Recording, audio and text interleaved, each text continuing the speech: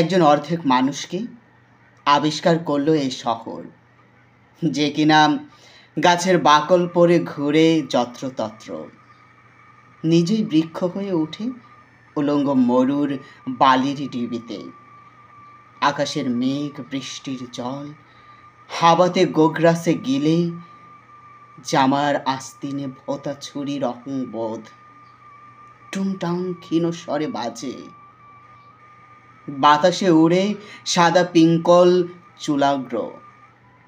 তিনি জনতার কথা বলেন, পাঠ করেন সভ্যতার নামতা।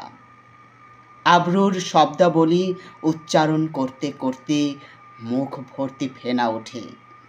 ফেনিল সমুদ্র হয়ে ওঠেন অবলীলায়। তিনি এই যুগের অতি আধুনিক নন্দন তত্ত্বধারী, হাফ প্যান্ট পরা, হাফ নগ্ন নাগরিক।